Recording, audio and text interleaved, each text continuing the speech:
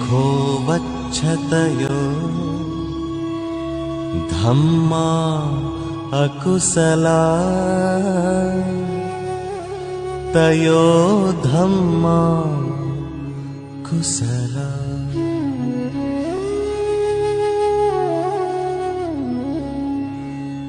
लोभो खो वच्छ अकुशलम् अलोभो कुशलम्।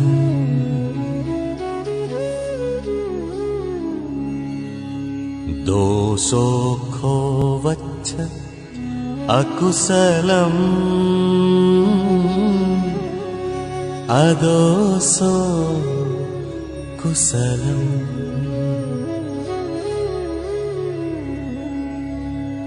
मोहो खो वच्छ अकुशलम्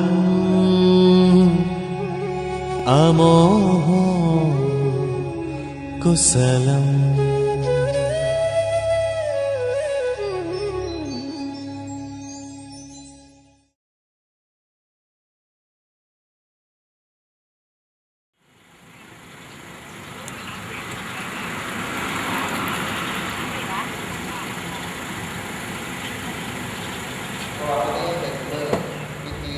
สำคัญ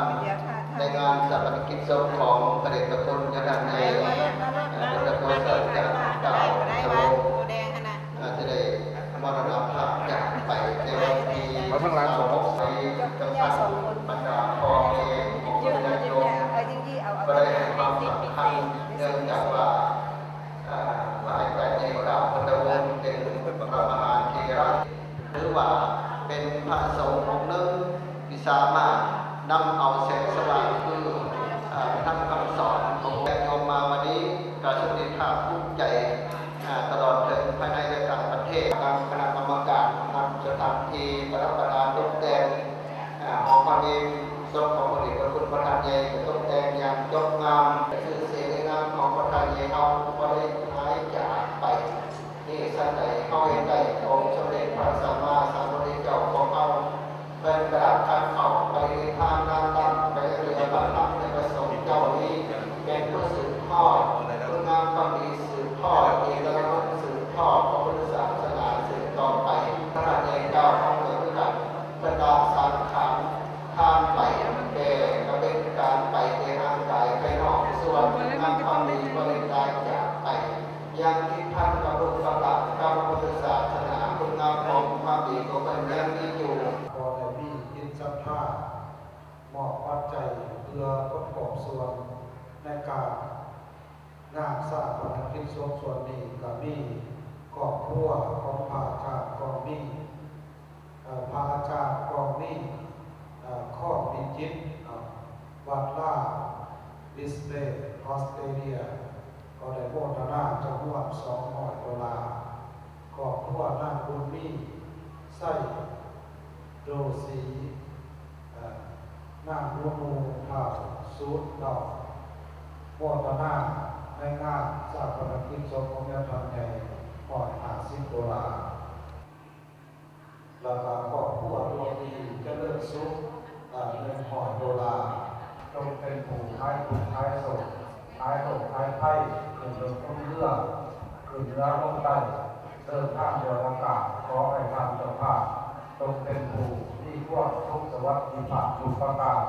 ขอทางตรงนี้จะเริ่มไว้จะเริ่มสีเกิดที่ผลเกิดสภาพมันขึ้นได้ผลทอดไส้สีประการเป็นอันดับสิ่งต่อไปขอเจริญพรยะถาวะริวานาปุราปาริปเรนติสักการังเอวังเอวะอิโตทินังเตตานังอุปกัปปติอิจิตังปฏิตังตุมังคิปะเมวะสัพเพสัตโตสัพเพโพเรโตสังฆปาจันโทวันดารโสยะถามณิโชติระโสยะถาเมวะจันโตสัพพะโลโกสัตตมาเตภวัตวันตรายโย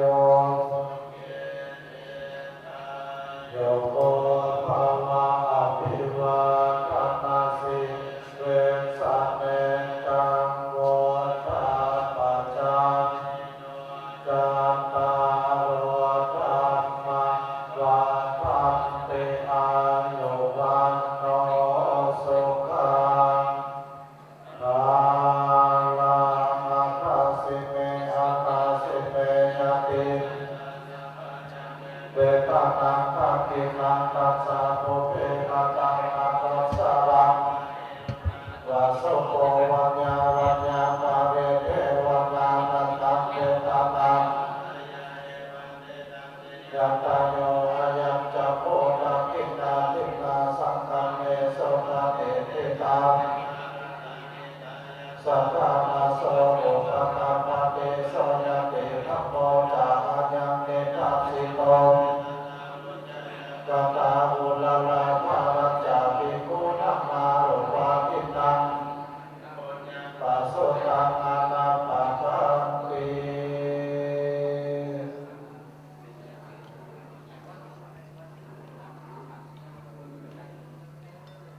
ขออนุโมทนาครับคือว่าโมนี้เป็นว่าหลักอวสานวันสุดท้ายที่พวกเขาจะได้บำเพ็ญบุญต่อหน้าสรีระร่างกายของท่านใหญ่และคนอื่นก็ถือว่าสรีระร่างกายของท่านจะได้อัตถาหายไปสู่บริยภพข้างหน้าก็สิเหลือไว้แต่คุณงามความดีบุญบารมีที่บนฝากไว้ก็ถูกกำลังฉะนั้นแล้วก็ขอให้พวกเขาคิดสนุกคิดตกตั้งใจพอกันเหตุพวกดีจะได้มีความเมตตาปรารถนาคุ้มครองเขาด้วยพระวะด้วยปัจจัยผลบุญของแต่ละคนแต่ละทางขอเจริญพรขอขอบใจ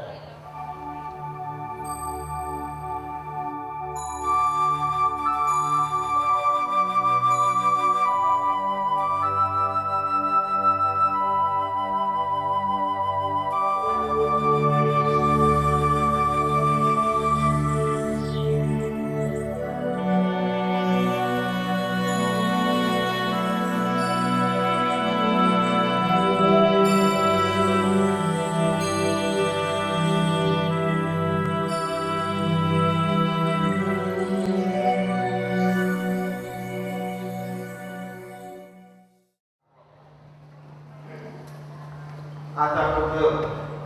แจ้งแล้วก็เริ่มพิธีเป็นระดับต่อไปอิมินาสกาเลนะตังพุทธังอภิปูตยามาอาลังสัมมาสัมพุทโธภะคะวาพุทธังภะคะวันตังอภิวาเทมิอิมินาสกาเลนะตังธัมมังอภิปูชยามาสวากขาโตภะคะวะตาธัมโมธัมมังนามัสสามิอิมินาสกาเลนะตังสังฆังอภิปูชยามาสุปฏิปันโนภะคะวะโตสาวกสังโฆสังฆังนามามิสุกาสวันทามิพันเตเตปิยังสัพพังคาถาเมสุปฏิทิตังสานิลิกธาตุมหาโพธิปัญสการังจะทาวัจจะสามนัสสะเจภวันตังเจตสาคเตสยานเนอาสาเนทานเนอเนจามิสา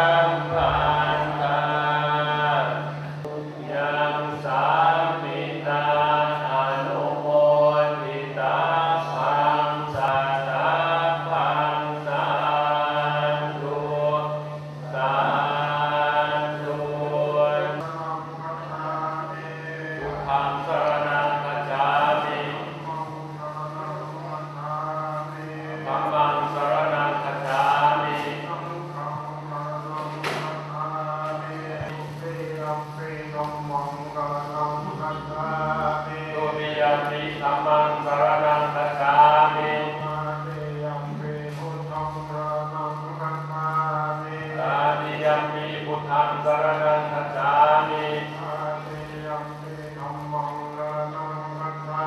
มิ ตาติยัมปิธัมมังสรณังคัจฉามิ มานิสิกขาปะทังสมาธิยา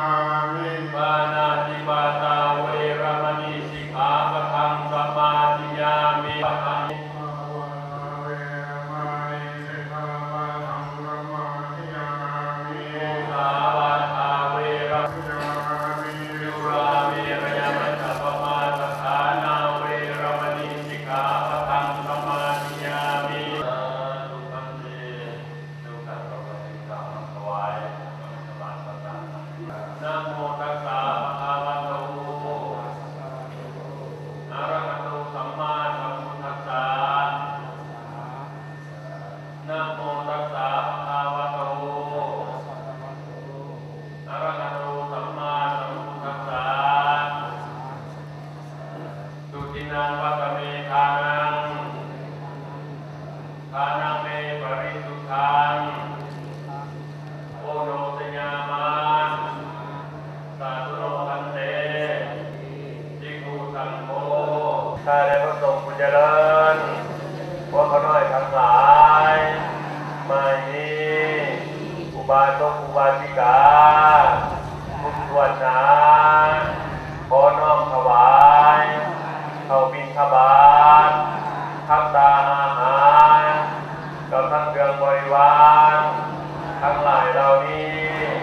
ขอท่านจงนำเพื่อประโยชน์และความสุขแก่พวกน้อยทั้งหลายตลอดกาลนานเทินและขออุทิศส่วนบุญกุศลที่ได้บำเพ็ญในเวลาวันนี้ไปถึงดวงวิญญาณองค์บิดาจารย์พระอาจารย์ใหญ่มหาเก้าพุทธวงศ์ขอจงได้มาจงห้ามจับเอาส่วนบุญกุศลที่พวกผู้ข้าทั้งหลายลูกหลานญาติมิตรได้อุทิศให้นี้เหมือนดังใดก็ทำเอาเองขอให้ดวงวิญญาณพระอาจารย์ใหญ่จงไปสู่สุขติมีพระนิพพานเป็นที่สุดนั่นก็ข้าเถิดสาธุสาธุอนุโมทามิตังกัลลันตาเอกวาลิโตวะโพเทกายเยนะภัยตุกัมมังปะกะตังมายายังธัมโมปฏิคันหาตุ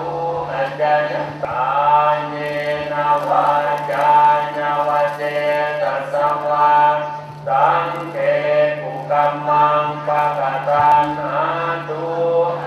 ยันตังกาลันตาเยสังวาริโตวะสังเก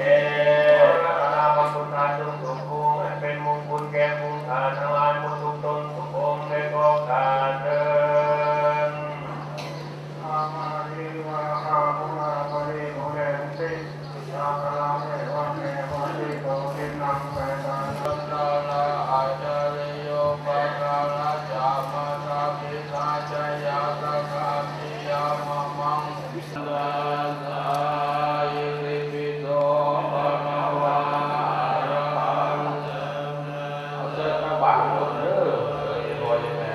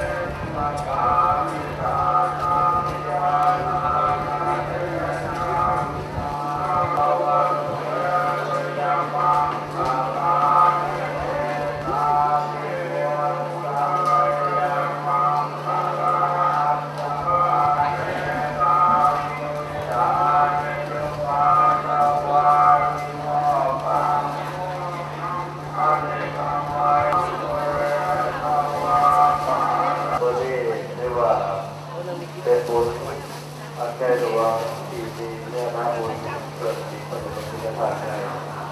ขอเจริญพระของตนญาติโยมพี่น้องสาธุชนผู้ใจบุญใจกุศลทั้งหลายจะมีทางแม่ป้ายใจโมปนาประเทศสุดตาพร้อมด้วยจะแบ่งใจรวม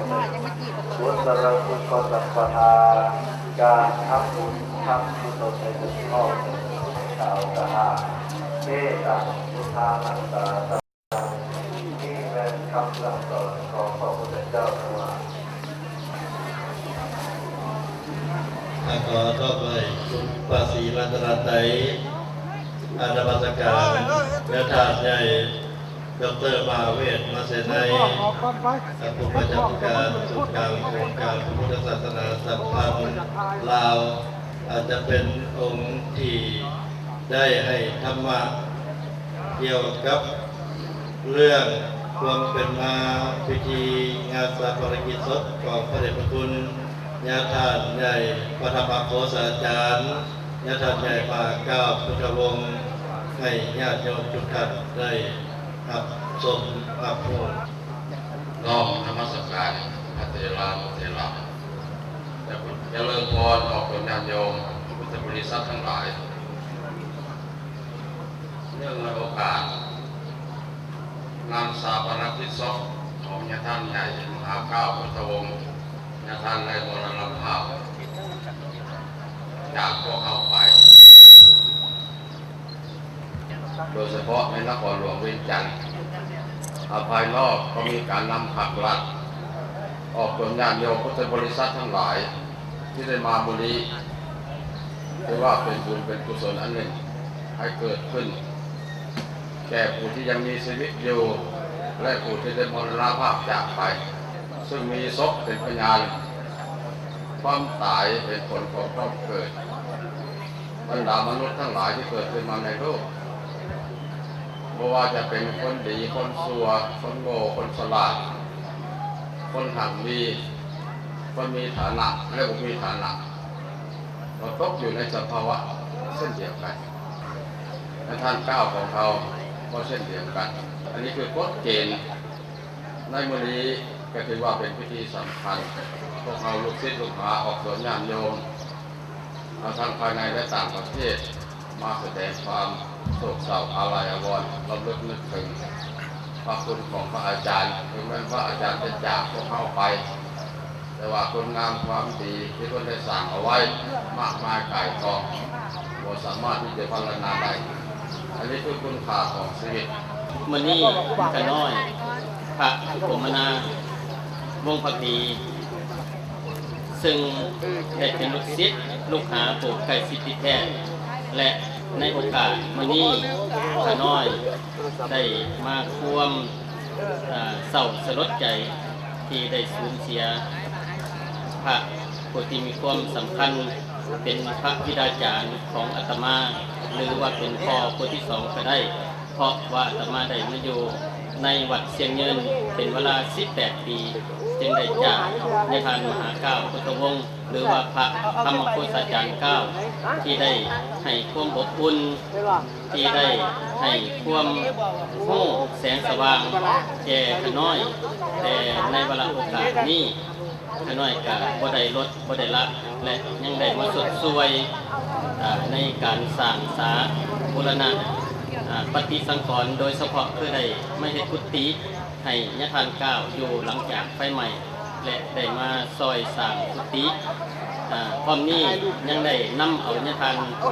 พระธรรมโฆษาจารย์เก้าไป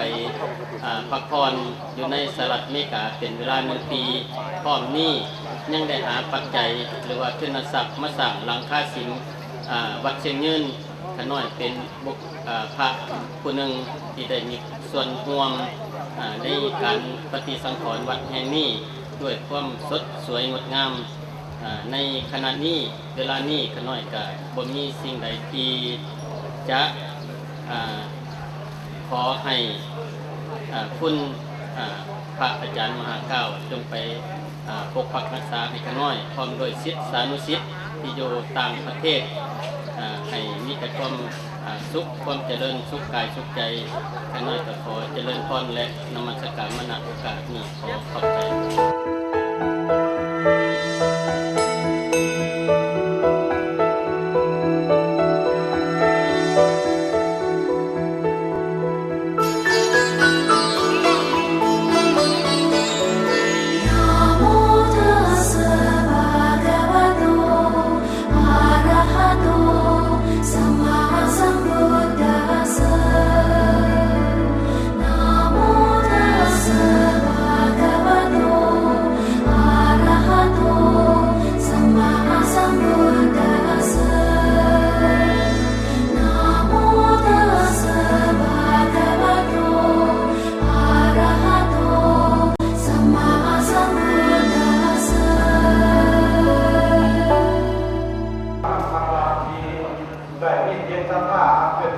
เป็นกุศลที่ใด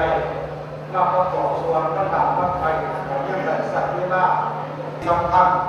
ที่พวกเข้าได้พอกทั้งด้านจิตใจพอกทั้งด้านทางกายที่กับพอกทั้งกำลังศรัทธาในเรื่องจันทบุรีภายใต้การสีน้ำของทุนกลางในเล่าสามศาสตร์ก็คือวนาคมศาสนาได้ทำที่สอบไก่สิทธิ์นิตามครับผู้บาอาจารย์ก็คือส่วนกลางของพศได้พอกกำบำเพ็ญบุญเจริญกุศลสร้างสรรค์ในเด็กสิ่งใดที่จะเป็นพวกยกสิ่งใดที่จะเป็นพวกง่าสิ่งใดที่จะเป็นบุญเป็นอภินันทนาการจบลงเลยพวกจุดที่สูงของสิ่งสนุกนี้เย็นดีนี้บารมีจะเป็นเรื่องที่สมควรที่เขาจะสร้างข้อดีให้เกียรติให้อภัยให้โอกาสฉะนั้นเราต้องมาพูดในนอกจากการผู้โกงวัฒนธรรมแล้วก็มีการให้เกียรติให้โอกาสให้อภัยให้รักษาชีวิตทุกชีวิตอยู่ได้ด้วยความตั้งใจฉะนั้นเราพูดในเรื่องถ้าเป็นบุญในเรื่องวันวาอิ่มตาอิ่มหูอิ่มใจอิ่มกายได้สังคมลาภอยู่ดึงน้ำพุทธกาให้หรือน้ำถ่วงเอาซอยเหลืองก็ได้บุญไม่ออกจะถูกทับโกงไม่ออกมาดีๆถ้าเป็นพวกน้ำเป็นถูกน้ำเป็นเรื่องน้ำเรื่องนี้มันเป็นโมเดลไทยบักเบ่งตรงไปเป็นน้ำเป็นน้ำโมเดลของน้ำถ้าเราเป็นบักเบ่งเป็นน้ำตัวเป็นน้ำเป็นน้ำจากไหนก็ถ้าโอกาสลงกับประมาณ30 นาที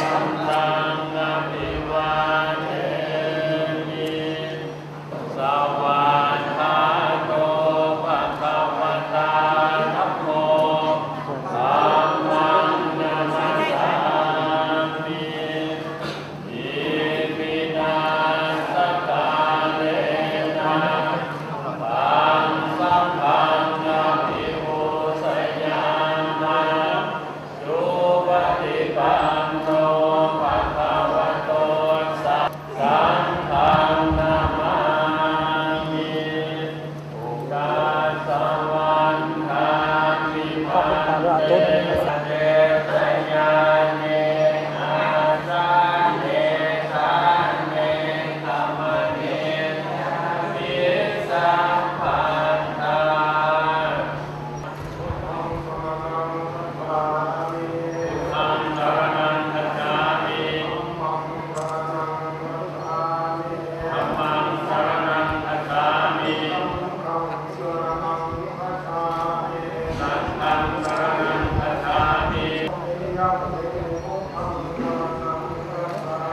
ธังสรณังคัจฉามิ ติยัมปิธัมมังสรณังคัจฉามิ ตาติยัมปิธัมมังสรณังคัจฉามิ เวรมณีสิกขาปะทังกัมมามิยามิ กาเมสุมิสาจาราเวรมณีสิกขาปะทังสมาธิยามิ มุสาวาทาเวรมณีสิกขาปะทังกัมมามิยามิ สาวาทาเวรมณีสิกขาปะทังสาธุสาธุสาธุโปรบาจโรกาธิปติธรรมปฏิกันตันสริติวรังยัจจาสันติขัมปรัสทานเตเจตุธรรมังอนุกัมมิมังปัสสัง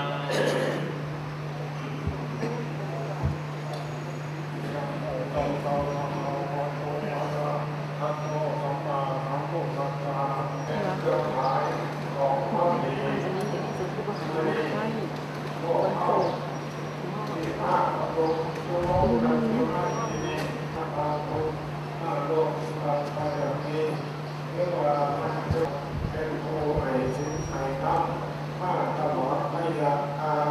อารมณ์ของลงไปวันนั้นวันนี้เป็นพ่อเรื่องคน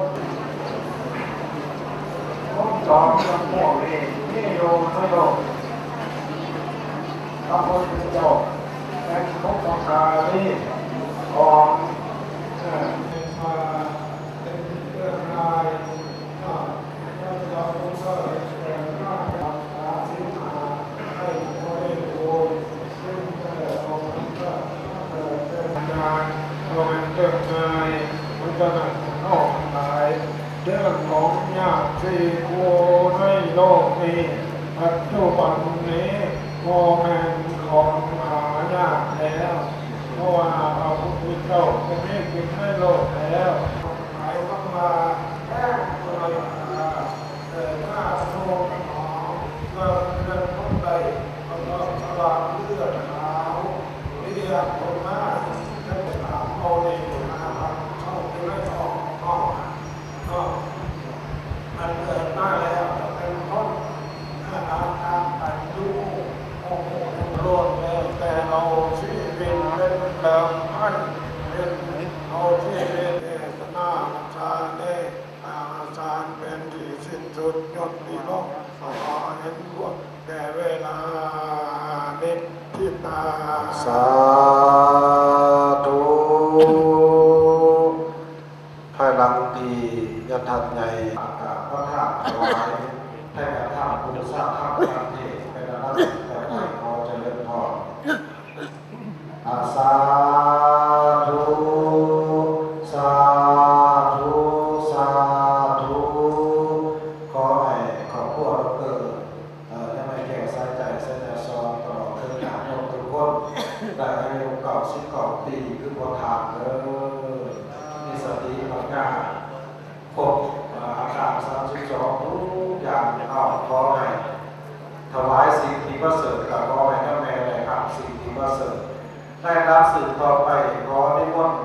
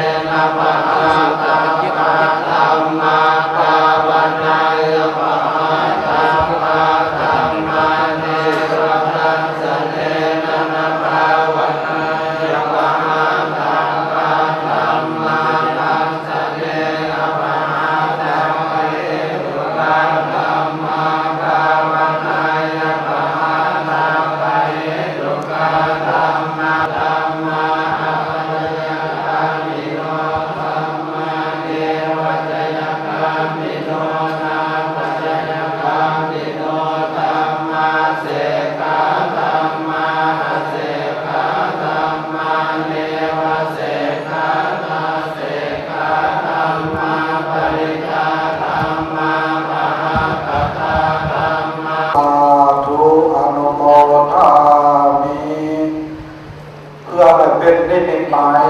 ต่อสรีระร่างกายของนักธรรมในกาบพุทธวงศ์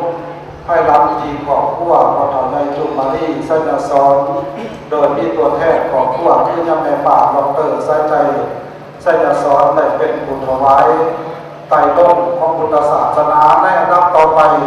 ขอกราบพระราชทานนิมนต์อาจารย์ดร.มหาเวทมาเซนไนหรือว่าเป็นการนอกถวายเกียรติศักดิ์ศรีอันสูงสุดของการระบบยอดนาเกียรติศักดิ์ศรีอันสูงสุดของพระสงฆ์ก็คือได้เงินรับขันต่อสู่ปริญญาภพศักดิ์ศรีก็คือทุ่งพระพุทธศาสนาสมพระเกียรติของพวกเป็นบรมครูเป็นที่เกิดที่มีไปออกสู่สถานที่ของพระเมฆขอเยี่ยมเชิญเจริญพรตั้งนาครอบครัวไสยสอนก็คือของสายใจไสยสอนเป็นพระธาตุพ่อทั้งอักเสบหลาไตขึ้นใบซีมุ่งกายพญาธาตุ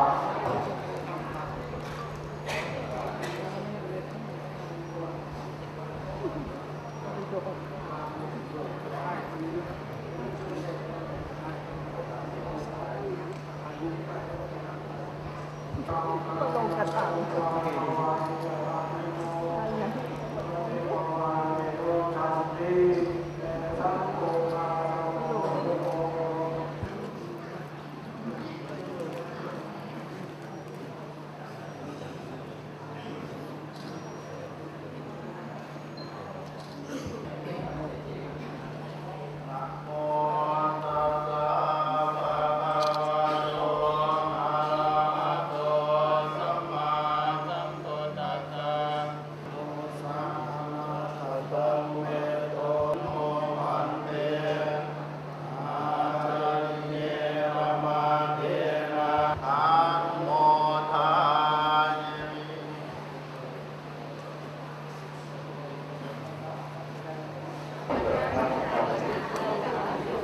และการคณะสงฆ์เขาเนี่ยจะได้ตามหลังของคนนี้เนาะ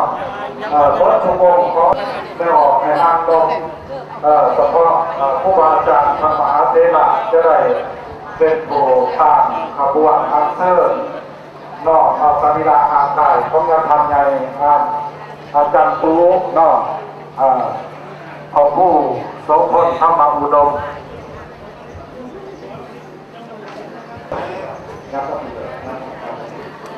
สาธุสาธุสาธุ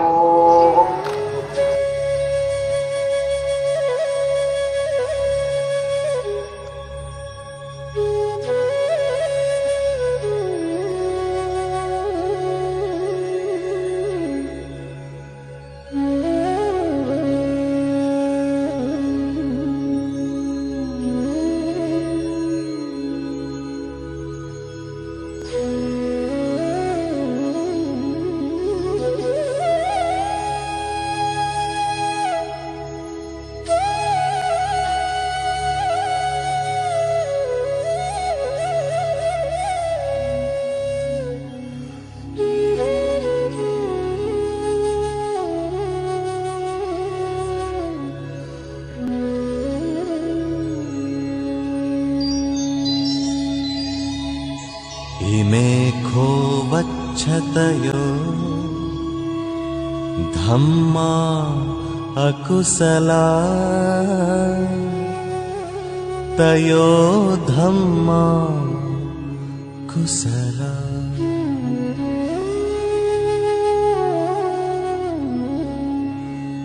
โล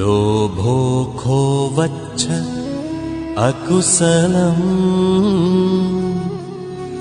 อโลภกุศลัม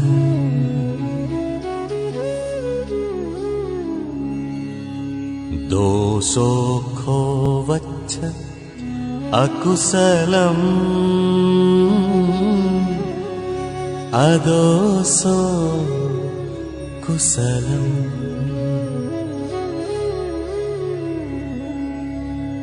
โมโหโควัชชะอกุศลัมอโมโหกุศลัม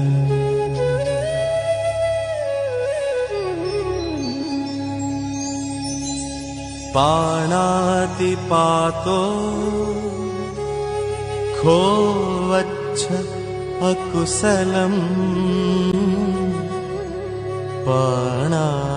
ติปาตาเวรมณี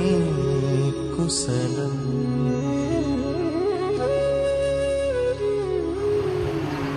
เจริญพร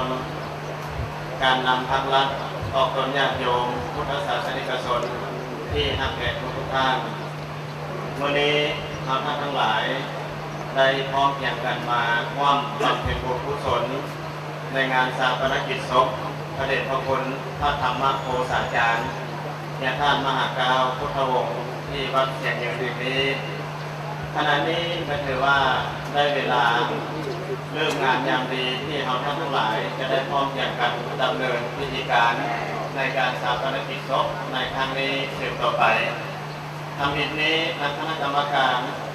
ขอถือเป็นเกียรติอาราธนานิมนต์พระเดชพระคุณญาท่านใหญ่ดร.มหาเวทมาเสนัยรองประธานผู้ประจำการส่วนกลางอพส.ได้ขึ้นกล่าวอ่านศีลประวัติย่อของพระธรรมโคสาจารย์ญาท่านมหากาวพุทธวงศ์เป็นอันดับต่อไปขอคำอาราธนานิมนต์โดยขอเคารพอย่างสูงรอบนมัสการพระอาจารย์ใหญ่มหาภคสมฤกษ์ประธานศูนย์กลางองค์การพุทธศาสนาสปปลาวเคารพอย่างสูงนอกนมัสการพระเถรานุเถระเจริญพรการนำผักหลักและแขกผู้มีเกียรติที่หักแขกทั้งหลายได้ทำทางบรรยากาศอันเต็มไปด้วยความพิโยคโศกเศร้าเสียดายอาลัยอาวรณ์อย่างสุดซึ้งเมื่อนี้คณะผักอำนาจการปกครองญาติพี่น้องและออกตนญาติโยมทุกทั่วหน้าได้พร้อมเพรียงกันมาเต้าโฮมสุรุมอยู่ณสถานที่นี้เพื่อมาแสดงความกระวะความโอ้บุญคุณเพราะเดี๋ยวกันนี้ก็ได้มาอำลาและไว้อาลัยต่อดวงวิญญาณของพระอาจารย์ใหญ่มหาเก้าพุทธวงศ์อดีตประธานที่ปรึกษากองศูนย์กลางองค์การพุทธศาสนาสปปลาวพระอาจารย์ใหญ่มหาเก้าพุทธวงศ์เกิดเมื่อวันที่ 16 เดือนเมษายน ปีพ.ศ. 1920ตรงกับมื้อแฮม13 ค่ำเดือน5ลาวปีวอกพุทธศักราช 2463 ท่านพระอาจารย์เกิดที่บ้านธานาตาแสงพอโอเมืองเวียงจันทร์เมืองหาดทรายทองนครหลวงเวียงจันทร์เป็นลูกชายของพ่อจันสาแม่น้อยพุทธวงศ์เกิดในตระกูลครอบครัวชาวนาชาวสวนมีอ้ายเอื้อยน้องร่วมอุทธรณ์เดียวกัน4 คนคือ 1. นางดกพุทธวงศ์เสียชีวิตไปแล้วอาจารย์สานาพุทธวงศ์เสียชีวิตไปแล้วนางคำแหวนพุทธวงศ์เสียชีวิตไปแล้ว 4. พระอาจารย์ใหญ่มหาเก้าพุทธวงศ์พออายุได้13 ปีคือปี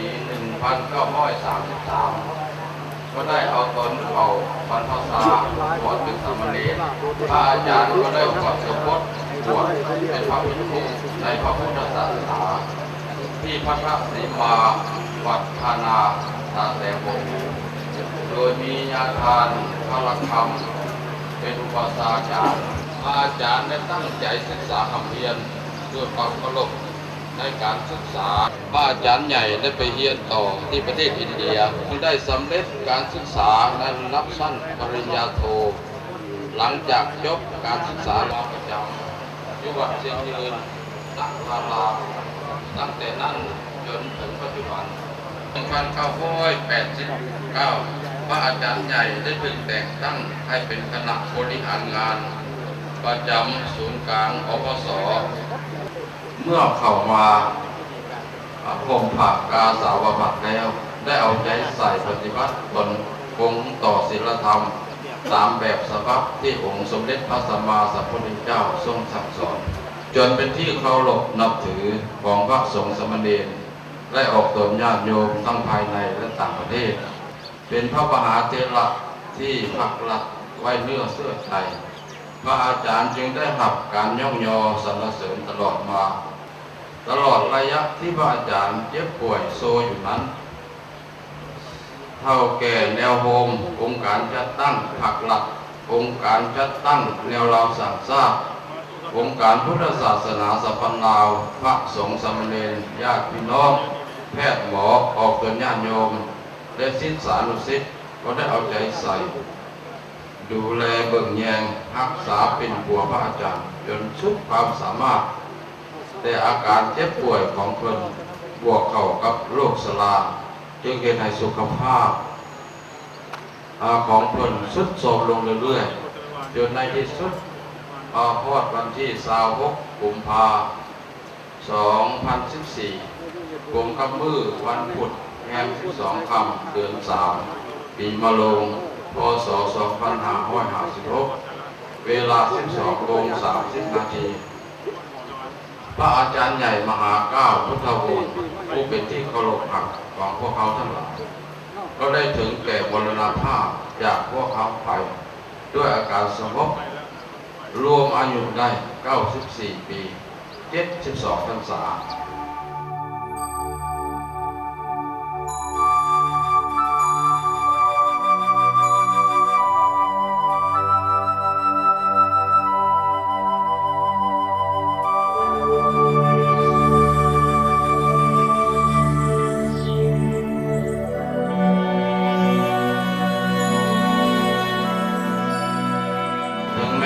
พระอาจารย์ใหญ่มหาเก้าพุทธวงศ์ได้จากพวกเขาไปอย่างประกวดขึ้นมาแล้วก็ตามแต่คุณงามความดีคำตักเตือนคำสั่งสอนและแบบอย่างวิถีปฏิบัติของเพิ่นจะยังฝังลึกอยู่ในหัวใจของพระสงฆ์สามเณรพ่อแม่พี่น้องประชาชนลาวประชาเผ่าอยู่ตลอดกาลนานพวกข้าน้อยทั้งหลายขอปฏิญาณตนว่าจะจดจำคำสั่งสอนและจะสืบต่อปฏิบัติภารกิจพระศาสนาตามวิธีทางที่พระอาจารย์ได้เห็นเป็นแบบอย่างไว้ด้วยความเคารพพวกข้าน้อยทั้งหลายที่มาชุมนุมกันอยู่ในสาปนสถานที่นี้เพื่อแสดงความกตัญญูกตเวทิตาต่อพระอาจารย์ขออาราธนานิมนต์พระมหาเถรานุเถระพระสงฆ์สามเณรขอเชิญท่านผู้มีเกียรติทุกท่านจงได้นั่งอยู่ในอาการสงบเพื่อตั้งจิตหลายๆดวงของพวกเราให้เป็นเอกคตาจิตน้อมส่งดวงวิญญาณของพระอาจารย์ใหญ่มหาเก้าพุทธวงศ์ให้ไปสู่สุคติภพบรมสุขคือพระนิพพานขออาราธนานิมนต์และขอเชิญทุกท่านนั่งแผ่เมตตาจิต10 วินาที